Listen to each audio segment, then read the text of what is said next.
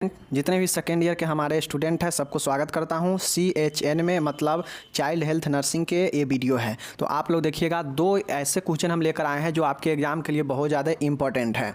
एक question long में भी पूछ सकता है और शॉर्ट में भी पूछ सकता है। और ये इसके बाद वाला जो क्वेश्चन देखेंगे, जो रिफ्लेक्शन जो होता है बच्चा में, जो प्रतिवर्त होता है कितने प्रकार से होता है, तो उसको हम देखेंगे। तो हमेशा 5 नंबर में आपसे पूछेगा। और ये जो ओटाइटिस मीडिया जो हम देखने वाले हैं, मध्य कान का पर्दाह जो होता है, जिसको इंग्लिश में ओटाइटिस मीडिया बोलते हैं, तो इसको जो है 10 नंबर में भी आपसे पूछेगा और ये 5 नंबर में भी पूछ सकता है।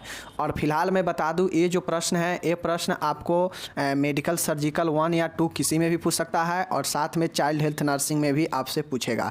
तो ये क्वेश्चन बहुत ज़्यादा इंपॉर्टेंट है। बस सब चीज़ समान होगा, बस आपको दिमाग में ये रखना होगा कि अगर मेडिकल सर्जिकल में पूछ रहा है तो एक नॉर्मल रोग मान के एक नॉर्मल पेशेंट के लिए लिखेंगे, और जब ये चाइल्ड हेल्थ नर्सिंग में पूछेगा तो बच्चा समझ के हम इसको लिखेंगे। तो ये चीज़ें ध्यान में रखना है। बाद बाकी जितना भी मैटर होगा सब समान ही होगा। तो ये चीज़ें हैं। चलिए शुरू करते हैं।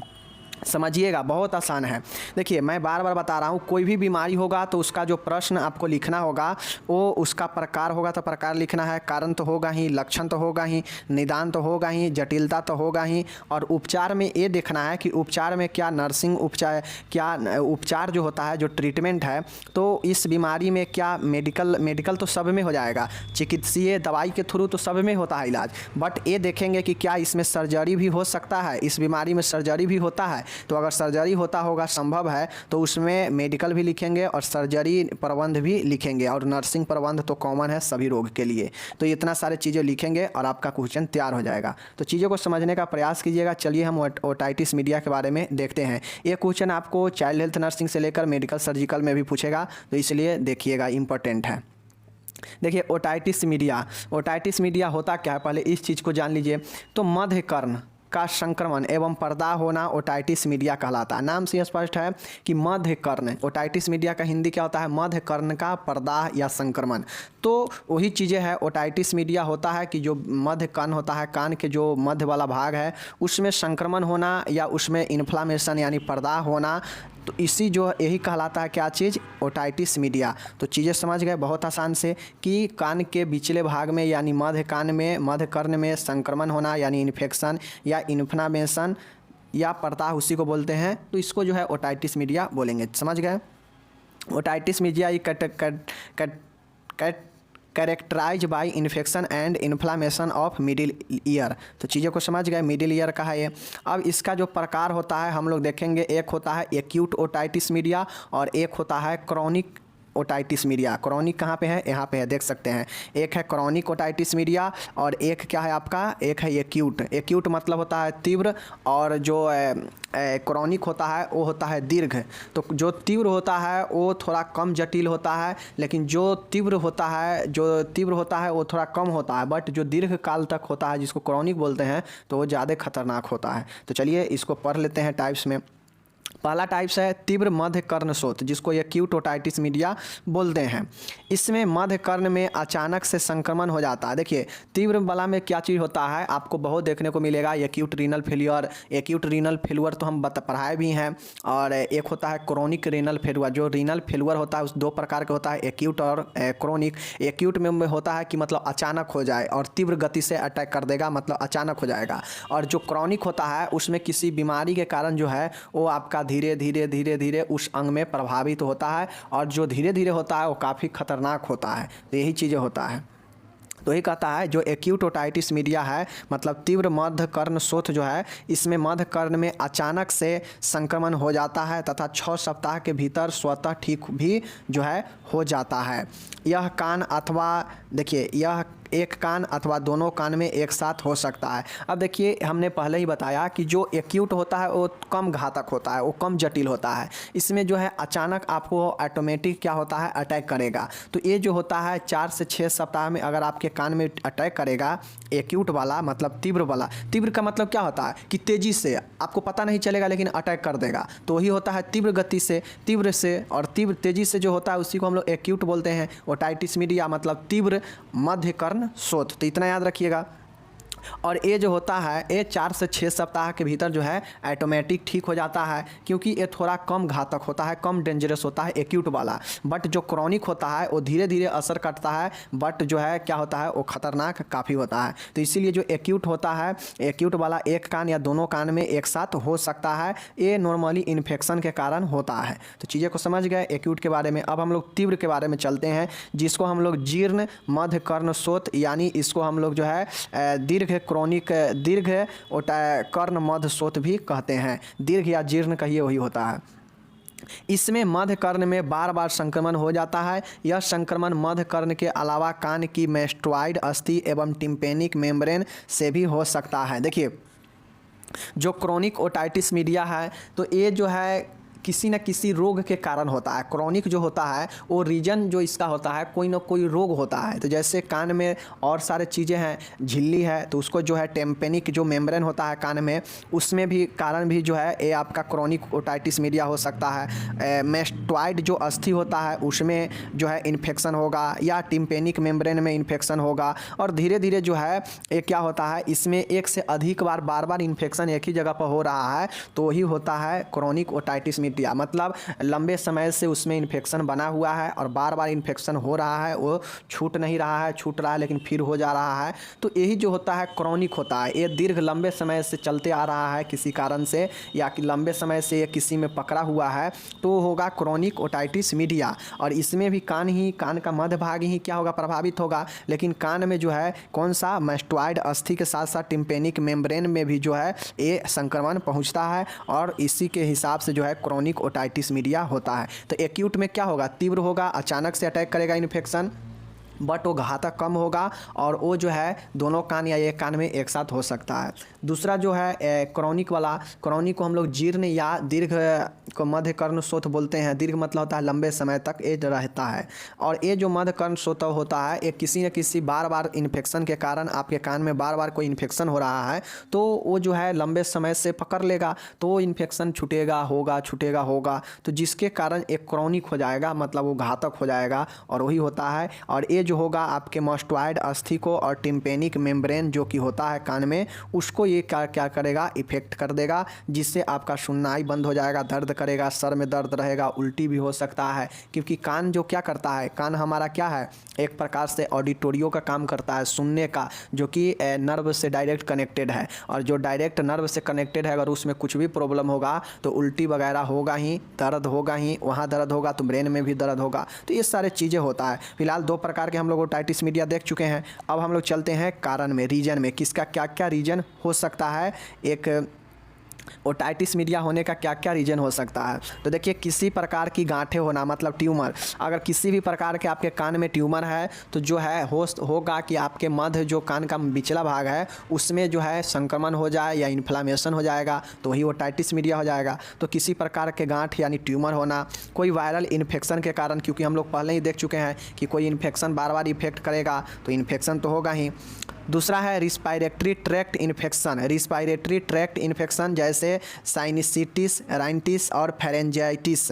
देखिए, ये जो होता है श्वसन तंत्र से भी जो क्या होता है, ये कनेक्टिविटी होता है इसका। तो जो है अगर श्वसन तंत्र में में जो कोई इन्फेक्शन के कारण कोई बीमारी है, जैसे साइनोसिटिस, राइनिटिस और फेरेंजाइटिस, ये सब अगर हुआ है तो समझिए कि आपके अंदर ओटाइटिस मीडिया हो सकता है। तो इसलिए रिस्पायरेटरी ट्रैक्ट इन्फेक्शन भी, मतलब जो रिस्पायरेटरी श्वसन तंत्र है वो संक्रमण से भी कान का खतरा रहता है कि आपको ये ओटाइटिस मीडिया हो सकता है। ये हो गया। राइल्स ट्यूब डालना, अब कोई ट्यूब डालेगा उसके कारण हो सकता है आपका ओटाइटिस मीडिया हो जाए, तो कान में कोई राइल्स ट्यूब डालेगा तो उसके कारण भी हो सकता है।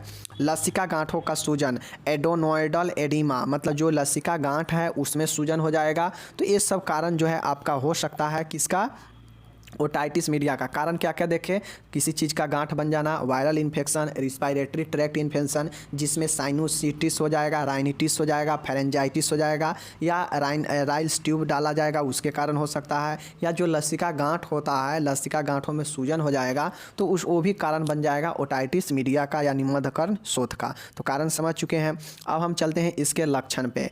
लक्षण मतलब अगर ये चीज़ें होता है, अगर ओटाइटिस मीडिया होता है तो क्या क्या जो है वो आपका लक्षण दिखाई देता है, क्या क्या सिम्टम्स, साइन एंड सिम्टम्स हो सकता है। कान में तेज दर्द होगा, ये तो पहला चीज़ है कि कान में तेज दर्द होगा। कान से बदबूदार स्राव आने लगेगा, मतलब जो कान बहता है ना जिसको बोलते हैं, तो कान से बदबूदार जो है वो स्मेल आने लगेगा, स्राव होने लगेगा उसमें लिक्विड फॉर्म में। उसके बाद दर्द के कारण तो बुखार होगा ही, तो बुखार भी होगा। सिर दर्द भी हो सकता है। उसके बाद सुनने की क्षमता कम हो जाएगा, हियरिंग लॉस हो जाएगा। मुंह से बदबू आने लगेगा, क्योंकि कान में अगर बदबू भरेगा तो कान जो है वो हमारा सभी चीज़ें कनेक्ट है नर्व से, तो मुंह से बदबू आने लगेगा। जी घबराएगा, उल्टी होगा। तो ये सब जो चीज़ें हैं वो आम बातें हैं कि दर्द होगा, अगर कोई इन्फेक्शन है, कोई अगर दर्द के कारण है तो उसमें जी घबराएगा ही, उल्टी होगा ही, ये है। उसके बाद कान जो है भारीपन लगेगा और चबाने में दर्द होगा। अब हम लोग देखते हैं कि कान में अगर कोई चीज़ें फंस जाता है या कान जो है दर्द करता है तो खाने में भी वो जो है चबाते समय क्या होता है, कान दर्द करने लगता है। तो यही है कि चबाने में भी जो है दर्द होने लगेगा। तो लक्षण क्या क्या देखे, बहुत है कि कान से सुनाई कम देगा, कान भारीपन लगेगा, चबाने में दर्द होगा, उसके बाद बुखार होगा, सिर दर्द होगा। उसके बाद है कि जो है और सारे चीज़ें जो है चीज़ें इसमें आप लिख सकते हैं। मुँह से बदबू आने लगेगा, ये सारे चीज़ें आप इसमें लिख सकते हैं। कान प्रभावित होने से क्या क्या चीज़ें हो सकता है, जितना लक्षण इसमें हो सकता है जेन्युइन लक्षण आप लोग लिख सकते हैं। तो चीज़ें को समझ गए। अब इसका हम लोग डायग्नोसिस देखने वाले हैं। इसका अगर किसी को मध्य कर्ण में अगर इन्फेक्शन होता है, मध्य कर्ण में ओटाइटिस मीडिया होता है, तो उसको क्या क्या चीज़ें डायग्नोसिस होगा। देखिए, डायग्नोसिस और जटिलता ये दोनों आपसे अलग से भी पूछ लेता है, तो याद करके जरूर रखना चाहिए कि क्या होता है इसका जटिलता और डायग्नोसिस। तो इसका जो निदान होगा, तो किसी भी बीमारी में हम जानते हैं कि फिजिकल एग्जामिनेशन होगा ही होगा। इन्फेक्शन के कारण अगर हुआ है तो ब्लड टेस्ट भी होगा, तो ब्लड टेस्ट भी हो सकता है।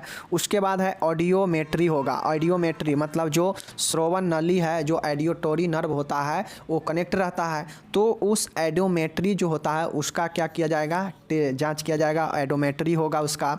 ओटोस्कोपी एग्जामिनेशन होगा। क्या होगा, ओटोस्कोपी एग्जामिनेशन होगा। ओटो रियल डिस्चार्ज कल्चर होगा। अब एक क्या होगा, ओटो रियल डिस्चार्ज कल्चर होगा। क्या होगा, ओटो रियल डिस्चार्ज कल्चर होगा। तो ये चीज़ समझिए, क्या याद रखिएगा कि ओटाइटिस मीडिया में फिजिकल एग्जामिनेशन तो सब रोग में होगा ही होगा। इसमें जो 3 इंपॉर्टेंट है, यही 3 इंपॉर्टेंट है। क्या चीज़, audiometry, otoscopy examination, auto real discharge culture होगा। ये 3 है जो कि आपके संबंधित है वहाँ से कान से। अब यहाँ पे होगा एक सीटी स्कैन होगा। अगर ये सबसे पता नहीं चलेगा तो सीटी स्कैन कराया जाएगा। और मस्टॉइड एक्सरे होगा। मतलब हम लोग ऊपर पढ़े हैं कारण में कि मस्टॉइड अस्थि में इन्फेक्शन हो जाएगा, तो वो एक कारण हो सकता है। तो जो कान का जो मस्टॉइड अस्थि है, उस मस्टॉइड अस्थि का एक्सरे किया जाएगा। तो ये चीज़ें हो गया, आप लोग समझ गए कि निदान में क्या क्या होगा। सीटी स्कैन होगा, ऑटोस्कोपी एग्जामिनेशन होगा, ऑडियोमेट्री होगा, फिजिकल एग्जामिनेशन होगा। उसके बाद ओरहो रियल डिस्चार्ज एग्जामिनेशन होगा, कल्चर होगा। तो ये सब चीज़ें सीटी स्कैन, मस्टॉइड एक्सरे। तो 2 बार 3 बार माइंड में रिकैप कीजिएगा, और नीचे हम लिंक दे दिए हैं, वहाँ क्लिक करके एक बार जाके खुद से पढ़ लीजिएगा, और वहीं पे आपको पीडीएफ भी दिया है, तो चीज़ें को समझ में बहुत ही आसानी से आ जाएगा। फिलहाल अब ये हो गया निदान यहाँ पे। अब हम लोग यहाँ पे उपचार में चलते हैं। अब सबसे पहले जान लीजिए, यहाँ पे जो उपचार है, यहाँ पे सर्जिकल उपचार भी दिया है। मतलब क्या है, किसी को अगर ओटाइटिस मीडिया होगा, तो समझिए कि उसमें सर्जरी भी होगा। तो सर्जरी होगा मीन्स एक तो मेडिकल उपचार सभी रोग में होता ही होता है। अगर उस बीमारी में सर्जरी अगर हो सकता है तो सर्जरी भी लिखते हैं। तो यहाँ सर्जरी होता है ओटाइटिस मीडिया में, तो सर्जरी को भी लिखेंगे। अगर सर्जरी नहीं होता रहता, सिर्फ मेडिसिन ही इसके लिए आता, तो मेडिसिन ही लिखकर प्रबंध में जो है मेडिसिन लिखते और फिर नर्सिंग प्रबंध लिख देते। तो यहाँ पे सर्जरी है, इसलिए चिकित्सक प्रबंध, फिर जो है मेडिकल सर्जरी प्रबंध, और फिर नर्सिंग प्रबंध लिखा जाएगा। ये है।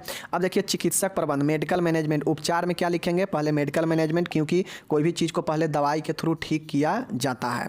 पहला है बालक को दर्द के लिए एनाल्जेसिक व बुखार के लिए एंटीपायरेटिक दवाइयाँ देंगे। अब हम लोग जानते हैं कि कान में दर्द होता है तो शरीर में कहीं भी दर्द होता है, खासकर ऊपर के भाग में अगर दर्द होगा तो उससे बुखार वगैरह भी आ जाता है। तो बुखार आएगा तो एंटीपायरेटिक्स दिया जाएगा। अगर दर्द हो रहा है सिर्फ तो एनाल्जेसिक दवाइयाँ दिया जाएगा, जो कि दर्द निवारक होता है। और एंटीपायरेटिक जो कि है ज्वरनाशी दवाइयाँ होता है। चीज़ें को समझ गए। नेक्स्ट जो दवाइयाँ दिया जाएगा कि एंटीबायोटिक ईयर ड्रॉप इंस्टिलेशन के लिए दिए जाते हैं, जैसे मॉक्सीफ्लॉक्सासिन, एरिथ्रोमाइसिन और नियोमाइसिन। अगर कान में नॉर्मल कोई इन्फेक्शन के कारण ओटाइटिस मीडिया हुआ है तो इसमें जो है एंटीबायोटिक ड्रॉप दिया जाता है इंस्टिलेशन करके, और इसमें जो है मॉक्सीफ्लॉक्सासिन होता है, एरिथ्रोमाइसिन होता है और नियोमाइसिन होता है। ये सब जो है इंस्टिलेशन ड्रॉप के फॉर्म में होता है, जो कि एंटीबायोटिक होता है। अगर संक्रमण के कारण हुआ है तो संक्रमण को ख़त्म करता है ये सब। तो ये चीज़ें हैं, तो ये चीज़ें समझ गए। यहाँ पे ये बस यही दो दवाइयाँ हैं। इन्फेक्शन के लिए ये दवा ड्रॉप दिया जाएगा, और अगर दर्द है तो एनाल्जेसिक, और अगर बुखार है तो एंटीपायरेटिक दवाइयाँ बालक को दिया जाता है। अब हम लोग यहाँ पे बालक क्यों लिखे हैं, क्योंकि हम लोग चाइल्ड हेल्थ नर्सिंग में पढ़ रहे हैं। अगर हम लोग कहाँ पढ़ते, अगर हम लोग पढ़ते मेडिकल सर्जरी में तो सीधा लिखते हैं कि रोगी को दर्द के लिए एनाल्जेसिक और बुखार के लिए एंटीपायरेटिक देंगे। जहाँ जहाँ बालक यूज है वहाँ वहाँ मेडिकल सर्जरी में सीधा आप लोग जो है रोगी यूज कीजिएगा, बस वहाँ पे रोगी के लिए बात किया जाता है, और रोगी में सब तरीका का रोगी आ जाता है। ये हो गया। तीसरा है आवश्यकता अनुसार नेजल स्प्रे या ओरल डिकॉन्गेस्टेंट भी दिए जाते हैं। देखिए नेजल स्प्रे होता है कि ये क्या करता है, संक्रमण वगैरह को मारता है स्प्रे के थ्रू। तो अगर आवश्यकता है तो उसे नेजल स्प्रे या ओरल डिकॉन्गेस्टेंट भी दिए जाते हैं। तो ये चीज़ें याद रखिएगा। इतना ही होता है, ये 3 स्टेप है दवाई में। अब हम लोग चलते हैं सर्जिकल प्रबंध में। सर्जिकल प्रबंध मतलब सर्जरी मैनेजमेंट, सर्जिकल मैनेजमेंट। तो अगर दवाई से नहीं सुन रहा है, मतलब क्या हो चुका है, उसे क्रॉनिक ओटाइटिस मीडिया हो चुका है, जीर्ण या दीर्घ कर्ण मध्य कर्ण शोथ हो चुका है, तो उसको सर्जरी किया जाता है। गंभीर स्थिति में आवश्यकता अनुसार निम्न शल्य चिकित्सा दिया जाता है। अब गंभीर अगर शल्य चिकित्सा है तो उस स्थिति में क्या किया जाता है, उस स्थिति में जो है इसे क्या किया जाएगा, वो आपको दिया जाएगा सर्जरी होता है। तो सर्जरी में ये याद रखिएगा कि ओटाइटिस मीडिया के लिए 4 सर्जरी इंपॉर्टेंट होता है, जैसे मैरिंगटोमी, उसके बाद है टेम्पिनोप्लास्टी, उसके बाद है मैस्टॉइडेक्टोमी और एडेनटॉइडेक्टोमी। याद रखिएगा, नाम थोड़ा इसका टोमी सब में लगाना है। उसके बाद जो है मैरिंगटोमी, याद रखिएगा मैरिंगटोमी, मैस्टेक्टोमी, क्योंकि हम लोग अभी पढ़े हैं मैस्टॉइड जो है कान का एक अस्थि है, उसमें संक्रमण हो जाता है, तो उसका सर्जरी किया जाएगा, मतलब मैस्टॉइडेक्टोमी। इसको याद रखिएगा। एडेनॉइड क्या चीज़ है, एडेनॉइडेक्टोमी, एडेनॉइडेक्टोमी क्या चीज़, एडेनॉइडेक्टोमी याद रखिएगा। उसके बाद है टिम्पेनोप्लास्टी, मैरिंगटोमी और मैस्टॉइडेक्टोमी, और एक है एडेनॉइडेक्टोमी। 2 बार 3 बार नाम को पढ़िएगा, दिमाग में सेट कीजिएगा तो सेट हो जाएगा। लिंक नीचे दिया है, उस पर क्लिक करके जाके पढ़िएगा 2-4 बार, जो चीज़ें क्लियर हो जाएगा। और एक होता है यहाँ पे देखिए कि एक्सीजन ऑफ क्लोएस्टीटोमा, क्या चीज़, एक्सीजन ऑफ क्लोएस्टीटोमा याद रखिएगा कि एक्सीजन ऑफ क्लोएस्टीटोमा क्या चीज़, क्लोएस्टीटोमा। तो हम लोग क्या देखें, लैरिंजोएक्टोमी, मैरिंगटोमी, उसके बाद क्या चीज़ था, उसके बाद था हमारा यहाँ पे देख सकते हैं मैस्टॉइडेक्टोमी था। तो ये 2-3 भी अगर याद रहेगा तो लिख दीजिएगा तो चल जाएगा। अब हम लोग इसका चलते हैं, यहाँ पे सर्जरी मैनेजमेंट ख़त्म होता है, जो सर्जरी होता है। अब हम इसका नर्सिंग प्रबंध देखते हैं। नर्सिंग प्रबंध मतलब नर्सिंग मैनेजमेंट यहाँ पे देखने वाले हैं, मतलब इसमें नर्स अपने तरीक़ा से क्या क्या मैनेजमेंट करेगी उस चीज़ को देखेंगे। तो फिलहाल देखिए, सबसे पहला है अगर दर्द के लिए चिकित्सक के निर्देशानुसार एनाल्जेसिक देना चाहिए, तो एक नर्स को चाहिए कि अगर दर्द हो रहा है तो पेशेंट को यानी बच्चा को जो है बालक को एनाल्जेसिक दवा देना चाहिए। दूसरा है बच्चे एवं उसके परिजनों को रोग उपचार व सर्जरी के बारे में समझाना चाहिए। अब जो बच्चा है उसको अगर सर्जरी ज़रूरत है तो सर्जरी के लिए उसके फैमिली को जानकारी देंगे, समझाएंगे, और रोग के बारे में उसको संबंधी को और उसके परिजनों को बताएंगे उसके उपचार के विधि के बारे में। नेक्स्ट आपका बालक को आरामदायक बिस्तर व स्थिति प्रदान करनी चाहिए। अगर बच्चे को सर्जरी हो चुका है तो उसको आरामदायक स्थिति प्रदान करनी चाहिए। उसको जो है अगर सर्जरी हो चुका है तो सर्जरी के बाद उसको जो है बार बार जो आराम की स्थिति है बदलनी चाहिए ताकि उसको बिस्तरी घाव ना हो। तो ये सब है। बालक व परिजनों को मनोवैज्ञानिक सहारा प्रदान करें। बालक के अस्पताल में भर्ती होने पर जैविक चिन्हों का लगातार जाँच करें। तो ये सब चीज़ें हैं, आप लोग लिखिएगा। उसके बाद है बालक को शल्य चिकित्सा के लिए तैयार करें। मतलब अगर सर्जरी नहीं हुआ है, सर्जरी होना है तो उसके लिए उसको हम प्रिपेयर करेंगे। और प्रिपेयर में क्या क्या चीज़ होता है जानते ही हैं कि सर्जरी से 6-7 घंटे पहले उसको भोजन नहीं देंगे, सिर्फ फ्लूइड देंगे। ये चीज़ें है। बालक को लेटरल पोजीशन प्रदान करनी चाहिए, वह ऑपरेटिव कान को ऊपर की तरफ रखना चाहिए। अब हम लोग जानते हैं लेटरल पोजीशन में क्या होता है, करवट लेटा हुआ आदमी होता है, और जिस भी कान में बच्चा को ऑपरेशन है या जो भी कान प्रभावित है ओटाइटिस मीडिया से, उसको ऊपर की तरफ रखेंगे और बच्चा को करवट लिटा देंगे। यही चीज़ है। 8वां है एसेप्टिक तकनीक द्वारा कान की ड्रेसिंग करना चाहिए। एसेप्टिक तकनीक मतलब जो भी अगर सर्जरी हुआ है बच्चा को तो उसको एसेप्टिक तकनीक का ध्यान। एसेप्टिक मतलब क्या होता है, एसेप्टिक मतलब होता है कि विसंक्रमण, मतलब एकदम संक्रमण से मुक्त तकनीकों का उपयोग करेंगे। जो भी ड्रेसिंग में उपयोग करेंगे वो बिल्कुल साफ़ सुथरा होना चाहिए, विसंक्रमण होना चाहिए, ये सब चीज़ें हैं। 9वां है सर्जरी स्थल का निरंतर निरीक्षण करना चाहिए। रक्तस्राव आदि हो तो चिकित्सक को सूचित करें। अगर रक्तस्राव हो रहा हो सर्जरी वाले जगह से तो तुरंत जो है डॉक्टर को सूचित करना चाहिए। 10वां पॉइंट है माता पिता को निम्न शिक्षा देनी चाहिए। अब माता पिता को क्या क्या शिक्षा देनी चाहिए आप लोग जो है इसमें लिख लीजिएगा कि जो है बच्चे को क्या क्या एज ए नर्स आप बताएंगे कि अगर बच्चा घर पर जाए तो आपको क्या क्या ख्याल रखना है, क्या चीज़ें करना है। हो गया। अब इसमें 2-3 पॉइंट लिख लीजिएगा, वही चीज़ें है इसी में का है, नर्सिंग देखभाल में का ही है। इसमें अलग पॉइंट बता दिया है कि माता पिता को निम्न शिक्षा प्रदान करनी चाहिए। अब माता पिता को आप क्या बताएंगे कि वह घर पर जाके बच्चों को अच्छे से देखभाल कर सकेगा ओटाइटिस मीडिया में, तो ये चीज़ें होता है। बाकी यहाँ पे ओटाइटिस मीडिया आपका समाप्त होता है। बहुत इंपॉर्टेंट क्वेश्चन है MSN में भी और चाइल्ड हेल्थ नर्सिंग में भी। अब चलिए हम लोग यहाँ पे देखने वाले हैं, एक अलग क्वेश्चन देखने वाले हैं। क्वेश्चन आपका ये 5 नंबर में बनेगा रिफ्लेक्सेज के बारे में। नियोनेंटल रिफ्लेक्सेज मतलब नवजात शिशु के कौन कौन से प्रतिवर्त हैं, क्या क्या वो प्रतिवर्त रिफ्लेक्सेज दिखाई देता है एक नियोनेंटल मतलब नवजात शिशु में, उसको लिखना है। जैसे हाथ पैर मांगना, अंगूठा चूसना, ये सब जो है बच्चे में एक प्रतिवर्त दिखलाता है, एक रिफ्लेक्सेज होता है। वही कहता है कि समान नवजात शिशु के विभिन्न प्रतिवर्त कौन कौन से हैं। लिस्ट द डिफरेंट नियोनेंटल रिफ्लेक्सेज आपसे 5 नंबर में पूछे तो ये रिफ्लेक्सेज लिखिएगा। देखिए सबसे पहला यहाँ पे आप क्या लिखिएगा कि जो बच्चा है, जो नवजात शिशु होगा, नियोनेंटल जो रिफ्लेक्सेज जो होगा उसमें नवजात जो शिशु का नियोनेंटल जो बेबी है उसमें मुख्य प्रतिवर्त निम्नलिखित है। मतलब उसमें अनेकों प्रतिवर्त है लेकिन उसमें से कुछ निम्नलिखित प्रतिवर्त रिफ्लेक्सेज है जो कि निम्नलिखित है। और नीचे में क्या लिखिएगा, पहला लिखिएगा कि रूटिंग, पहला क्या रखिएगा, रूटिंग, याद रखिए पहले रूटिंग। दूसरा क्या है, सक्सिंग मतलब चूसना।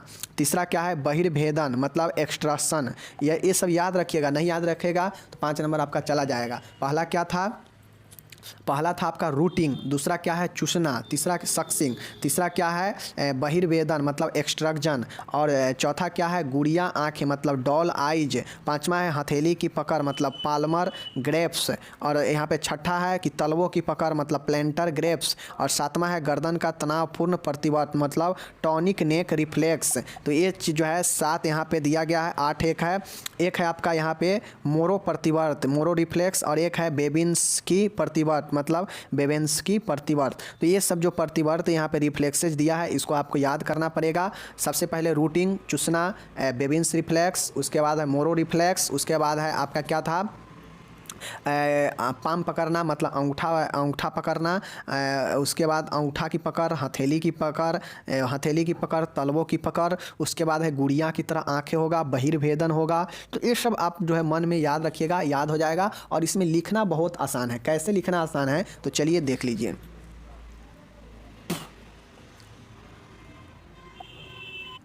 देखिए मैं आपको बार बार कह रहा हूँ, मैंने बार बार ये चीज़ को समझाया है कि आपको अगर कभी भी दिक्कत हो लॉन्ग क्वेश्चन में ना और उसमें टाइप्स हो तो पहले उसको आप टाइप्स को पकड़िए कि टाइप्स में कौन कौन से टाइप्स है। तो यहाँ पे टाइप्स में है, कुछ प्रमुख चीज़ें हैं, कुछ प्रमुख प्रतिवर्तें हैं। तो कौन कौन से प्रतिवर्त हम लोग अभी देखे हैं, पहला देखें तो याद कीजिए कि अगर 10 है तो उसमें से 7-8 भी याद है कि नहीं है दिमाग में, इतना ध्यान रखिए। तो हम लोग क्या क्या देखे हैं, पहला रूटिंग देखे हैं, दूसरा चूसना देखे हैं, और उसके बाद हम लोग क्या देखे हैं, उसके बाद हम लोग देखे हैं कि हथेली की पकड़, उसके बाद हम लोग देखे हैं तलवा की पकड़, उसके बाद हम लोग देखे हैं क्या चीज़ देखे हैं, उसके बाद हम लोग बेबिन्स पर रिफ्लेक्स देखे हैं, उसके बाद हम लोग मोरो रिफ्लेक्स देखे हैं। तो ये सब रिफ्लेक्स आप लोग याद रखिए, 6-7 भी अगर याद रहेगा तो 5 नंबर आपको आराम से जो है मिल जाएगा। तो यहाँ पे देखिए चूसना, बहिर्भेदन, एक्सट्रैक्शन, गुड़िया आँखें, डॉल आई, और उसके बाद यही 2 तो था, उसके बाद सब तो याद ही था। चलिए रूटिंग में देखते हैं कि रूटिंग क्या होता है। रूटिंग शिशु के मुंह के कोने की तरफ गाल को छूने पर शिशु उद्दीपक की दिशा में सिर घुमा लेता है ताकि भोजन प्राप्त कर सके। देखिए रूटिंग क्या होता है। तो रूटिंग जो होता है, रूटिंग का मतलब है कि जो शिशु होता है उसके मुंह के कोने की तरफ गाल को छूने पर शिशु उद्दीपक की दिशा में सिर घुमा लेता है ताकि भोजन प्राप्त करे। अब देखिए ये होता यह है कि अगर कोई बच्चा जन्म लेता है जो शिशु होता है तो उसको तो आपके बातों को समझ में आता नहीं है, उसको क्या आप करते हैं क्या नहीं करते हैं तो उसको तो समझ में आता नहीं है, बट आपके द्वारा जो किया गया जो रिफ्लेक्शन है, जो प्रतिवर्त है, उसके अनुसार वो अपना जो है एक्सप्रेशन, अपना भाव देता है। जैसे बच्चा को अगर आप मुंह में उंगली लगाकर और उसको जो है कीजिएगा तो क्या करेगा, आपका अंगूठा जो है वो चूसन करने लगता है। आप मुंह में जो है आप गाल के एक किसी कोने में जा ले आकर छुइएगा तो वो खाने के लिए प्रेरित होता है, मतलब वो जो है अपना सिर जो है वो उस दिशा में घुमा लेगा जिस दिशा में आपका उंगली है, और वो जो है खाने के लिए चेष्टा करता है, क्या चीज़, भोजन प्राप्त कर सके, ताकि वह भोजन प्राप्त कर सके। अब ये भोजन अलग अलग रूप में हो सकता है क्योंकि शिशु तो भोजन कर नहीं पाएगा, तो ये चीज़ें हैं जो कि भोजन के लिए रिफ्लेक्ट करता है, तो ये चीज़ें को समझना है।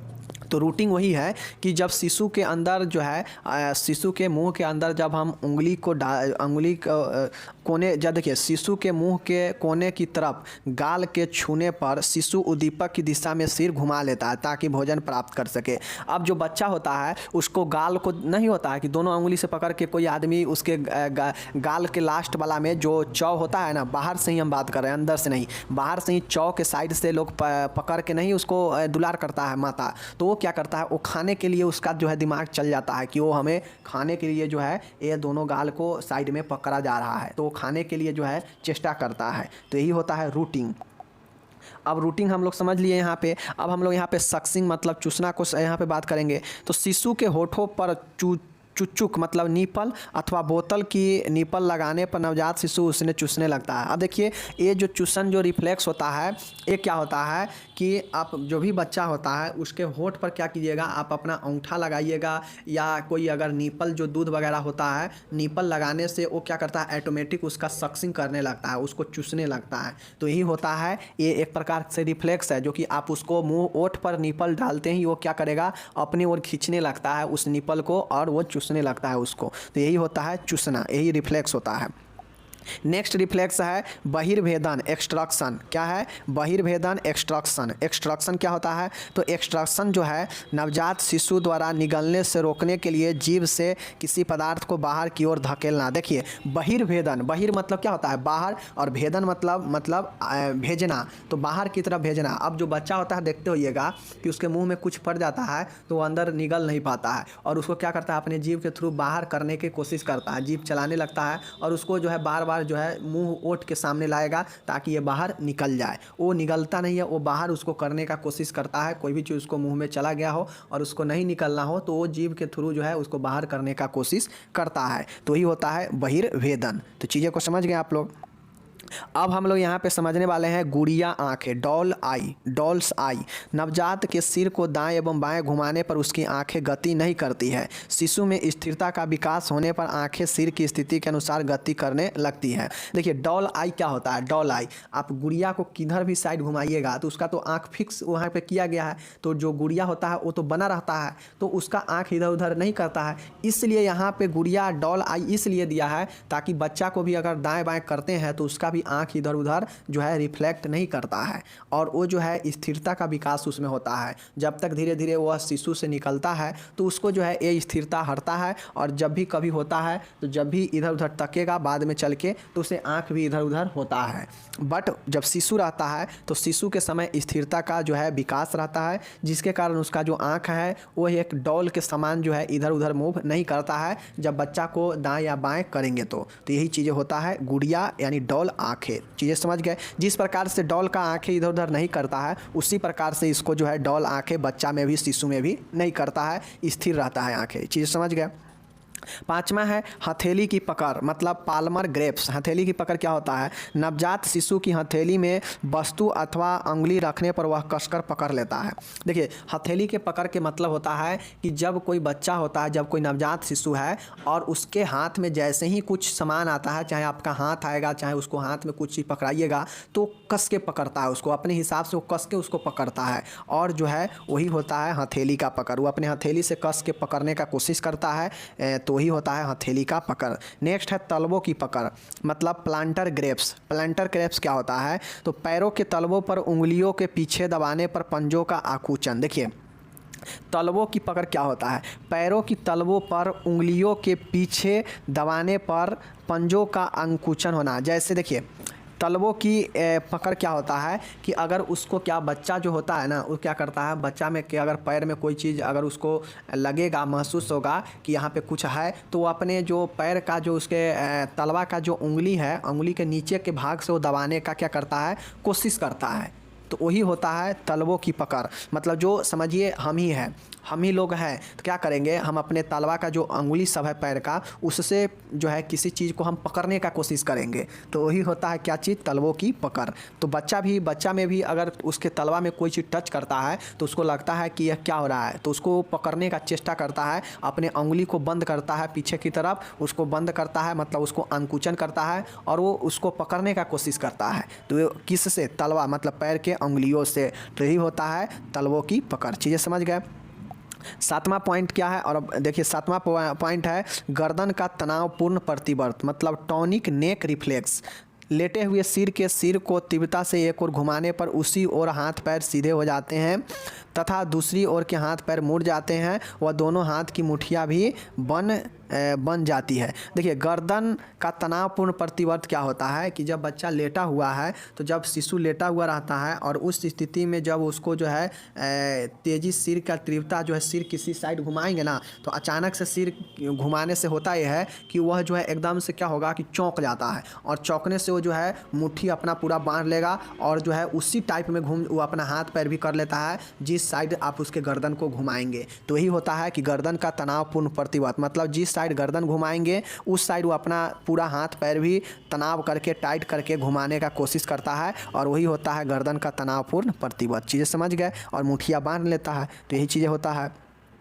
नेक्स्ट है आपका मोरो प्रतिवर्त। मोरो प्रतिवर्त आपसे अब पूछ देगा डिफिनीशन में भी। मोरो प्रतिवर्त क्या होता है, नवजात शिशु के पास जोर की आवाज़ करने अथवा शिशु को चौंकाने से उसका पूरा शरीर जो है अकड़ सा जाता है। वह हाथ पैर एक समान शरीर से दूर व सीधे हो जाते हैं। दोनों हाथों में अंगूठा व तर्जनी अंगुली सी आकार बना लेती है। वह शिशु जो है जोर से रोता है। देखिए मोरो प्रतिवर्त में क्या होता है कि इसलिए कहा जाता है कि बच्चा को जो है नहीं ज़्यादा से बच्चा के सामने बोले और नहीं ज़्यादा से आवाज़ में या ज़्यादा ज़ोर से बोलना चाहिए, नहीं बच्चे को चौंकाना चाहिए किसी भी चीज़ से। इससे होता है कि बच्चा डर के मारे जो होता क्या है, जो लोग कहता है ना कि डर जाएगा अगर उसके सामने कस के बोलोगे, हल्ला करेगो या उससे चौंकेगा तो डर जाएगा, तो डरता नहीं है, उसके अंदर वो रिफ्लेक्शन होता है, उसके अंदर वो प्रतिवर्त का क्रिया होता है कि जब कोई कस के बोलेगा या कोई आवाज़ को कस के वो सुनेगा, और या उससे होगा क्या कि वह चौंक जाएगा। और चौंकने में होता यह है कि उसका संपूर्ण शरीर जो है अकड़ जाता है, और अकड़ने के साथ जो है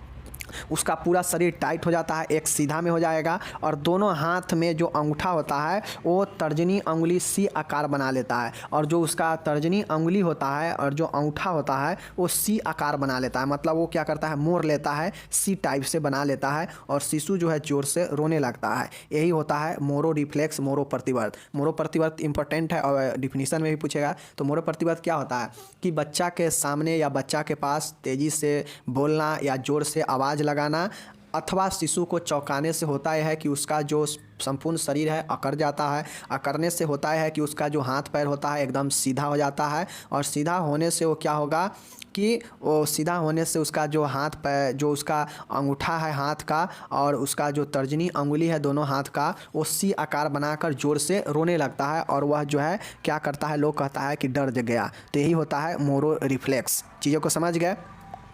नौवां है और आखिरी इसका रिफ्लेक्स है कि बेवेंस्की प्रतिवर्त। बेवेंस्की प्रतिवर्त क्या होता है, तो जो शिशु होता है, जो इन्फेंट है, जो बेवेंसी रिफ्लेक्स है, तो शिशु के तलवों पर सहलाने अथवा खुरचने पर शिशु पैर की अंगुलियों को बाहर व ऊपर की ओर फैला लेता है। देखिए जो बेवेंस्की रिफ्लेक्स वही होता है कि जो शिशु होता है उसके तलवा पर सहलाने से या खुरचने से होता क्या है कि लोग कहता है ना कि तलवा पर खुरचने से गुदगुदी लगता है सहलाने से, ठीक उसी प्रकार से जो शिशु शिशु होता है उसको भी अगर तलवा पर खुरचिएगा या सहलाइएगा तो अपने जो पैर का उंगलियां है उसको जो है बाहर व ऊपर की ओर फैला लेता है। मतलब उसको पैर क्या करेगा, पैर का उंगली को फैला लेगा और फैला के एकदम सीधा कर लेगा। जो मुड़ा हुआ हल्का रहता है ना, क्योंकि देखते होइएगा बच्चा का जो उंगली रहता है एकदम सीधा नहीं रहता है, पैर का वो हल्का मुड़ा रहता है, तो उसको एकदम सीधा कर लेगा और क्या करेगा कि वह जो है ऊपर की ओर फैला लेगा और सीधा कर लेगा। और यही होता है बेबेंस्की रिफ्लेक्स। तो आप लोग रिफ्लेक्स समझ गए कि बच्चा में कौन कौन से रिफ्लेक्स होता है। एक बार हम नाम बता देते हैं फिर से और बिना देखे हुए कोशिश करते हैं कि कितना याद रहता है इस 9 में। तो हम पहला पढ़े थे, क्या चीज़ पढ़े थे, रूटिंग। रूटिंग जो कि दोनों गाल के साइड में किनारे पर छूने पर बच्चा जो है भोजन करने के लिए प्रतिवर्त होता है, तो हो गया रूटिंग रिफ्लेक्स। दूसरा हम लोग सक्सिंग रिफ्लेक्स देखे हैं। उसके बाद हम लोग जो है डॉल्स आई देखे हैं। उसके बाद हम लोग क्या देखे हैं, उसके बाद जो हम लोग देखे हैं कि हथेली का पकड़। उसके बाद हम लोग देखे हैं तलवों का पकड़। उसके बाद हम लोग देखे हैं गर्दन तनाव प्रतिवर्त, मतलब नेक स्ट्रेट रिफ्लेक्शन, गर्दन तनाव रिफ्लेक्स। उसके बाद हम लोग क्या देखे हैं, मोरो प्रतिवर्त, मोरो रिफ्लेक्स। उसके बाद बेबेंस्की रिफ्लेक्स, मतलब बेबेंस्की प्रतिवर्त। तो ये चीज़ें हम लोग नाम याद रखेंगे ना तो हम समझा दिए इस तरीका के कि आप लोग लिख सकते हैं। ये चीज़ हो गया। अब हम लोग देखिए एक चीज़ हम लोग नहीं बोल पाए हैं, वो एक चीज़ था, क्या चीज़, वो था आपका बहिर्वेदन तो एक्सट्रक्शन। तो ये 8 हम देखिए बिना देखे हुए बोल दिए, एक नहीं बोल पाए हैं, उससे कोई दिक्कत नहीं है। आप 8 7 जितना याद रहेगा लिखिएगा, लेकिन 5 से ऊपर जरूर लिखिएगा। ये मैं बताऊंगा कि प्रतिवर्त अगर बच्चा में पूछेगा, रिफ्लेक्शन अगर बच्चा में पूछेगा तो 5 से ज़्यादा पॉइंट जरूर लिखिएगा। तो ये चीज़ें हैं, हमने बता दिया 9 पॉइंट हम लोग याद रखेंगे और उसके अंदर जितना ज्ञान होगा 1-2 लाइन लिखते चले जाएंगे। तो 5 नंबर या 10 नंबर में ये भी प्रश्न पूछेगा तो आप लोग लिख दीजिएगा। मिलते हैं अगले वीडियो में। वीडियो बड़ा है ताकि आप लोग देखिए अच्छे से हम समझा दिए 2 क्वेश्चन। मिलते हैं अगले वीडियो में, तब तक जय Hind, take care, bye bye.